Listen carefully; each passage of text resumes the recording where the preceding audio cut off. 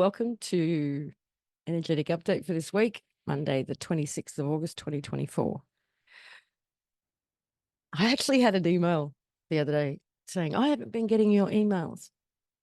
And that's because I hadn't been sending any out, giving a sort of synopsis about what we're going to talk about, because these last 3 or 4 calls, I really didn't know where it was going to go and what the main theme was, because I could not condense or describe or create a synopsis of what the previous week had been like.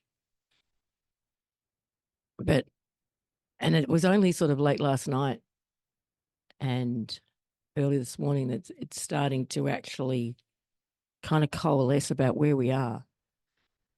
And I know we keep saying, like, oh, again,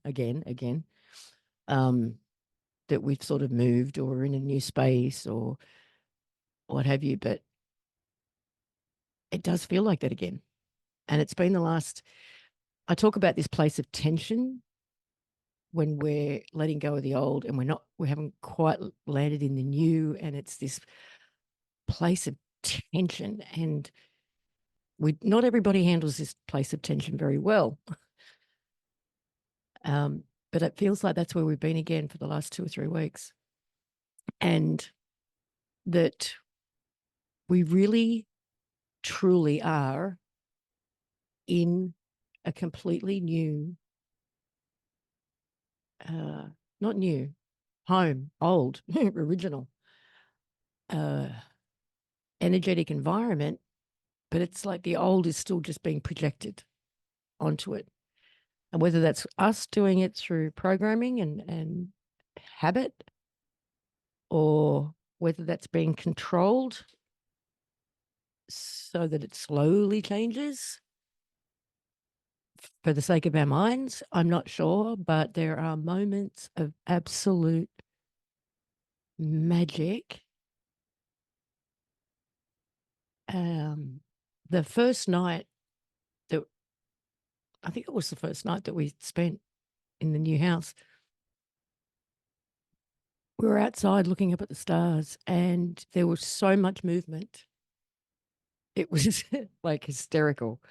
Oh, there's another one. Oh, look at that one go. And it was just constant, to the point where our necks hurt and had to stop. And there are moments with nature that are happening because we're sort of right in it, that the messages are everywhere. The synchronicities, there's just all this sort of magic and beauty happening. And at the same time, ooh, the tension that people are holding and have been holding for so long. And it feels like the tension that we've built up from trying to hold on to the lies in the face of the truth, the denial, the tension that denial creates, the tension between your inner knowing and the external facade. I don't know how else to explain it, but it's almost like when you are watching a movie or watching a play that you know you've gotten so heavily invested in, and you're invested in the characters, and part of you is going, this isn't real though. Just remember this is coming. But you're so invested in the storyline. And there's this place of tension, and they build that tension and intentionally. And no, I don't feel like some people are just starting to just let it pour out of them in a completely uncontrolled, emotionally mature way, immature way. And others are sort of just slowly trying to have a slow leak. And yet others are in this complete place of, it's okay to let go of the lie now. It feels like it's okay to. I don't have to hold that in. I don't have to pretend for everybody else. Just let it rip. So I'm seeing all kinds of reactions, but there's this we're in, I think the word is the two words that are really coming up a lot are breakthrough and transformation. And the transformation part feels like we are just on the verge of that. Not the verge. We're in the very initial stages of that. And this transformation is going to be visible and physical. And thanks to David sharing what he did last week about the primitive pit, I've been playing with that on and off. And there's so much more to discover about that. And it feels very important to this physical transformation. I don't know where else to go at the minute. Like there is so much. So please, somebody chime in. Yep. Can you hear me? Yeah, loud and clear. Okay, perfect. So so I continue to explore the primitive pit. The other thing that I wanted to address is just really re-emphasizing what's been talked about just recently, and that was, what I've found in this last 2 weeks is when I'm coming into contact with anyone, it could be anyone at the store or at the clinic or wherever it is that I'm at, is when I see the highest beingness of who it is that I'm within them, it awakens that highest beingness within them. And they become more consciously aware of what they're saying and what they're doing when I action that. Wow. Oh, wow. And it's consistent. I mean, it's every single person and animal that I come in contact with.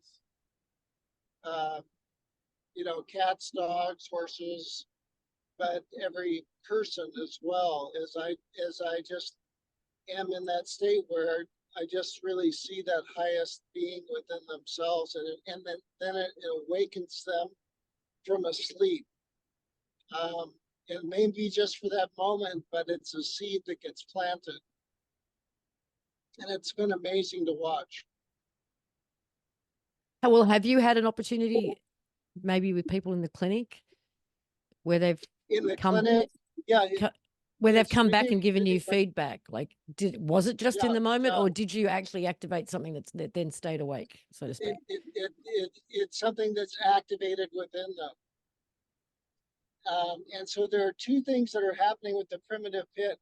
One of the things that happened as I was exploring it this week, this last week, I think it was on Wednesday, is that I found a very, very fine gossamer filter that was still trying to block access to the pit. Because as soon as I came in contact with it, became aware of it, acknowledged it, and then showed it what its highest form could be if it chose to do that, it became that highest form. And then what happened is that the pit opened up, and what I realized is that my soul is that primitive pit. So I saw it as being separate from me before. In the last few weeks I've seen it, but I saw it as separate from myself. And this week it became myself. But there's this gossamer filter that still had me in a belief system of being separate from the infinite. And that's been a huge piece for me in this next step. And then what happened is that I could really see my divine in this construct. I could really see my divine masculine and feminine aligning, aligning so that they merged within the construct. And it was from this connection within the primitive pit. Phenomenal. Yeah, it is. And like I said, you know, to think that 3 months ago, I had a permanent disability permit given to me by the DMV because I couldn't walk more than a half a block.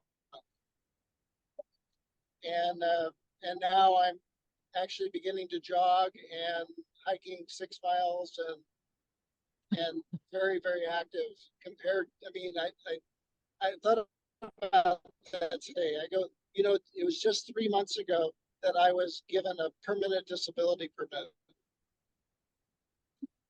You're extraordinary. Well, we are Miraculous. extraordinary. Yeah. Yeah.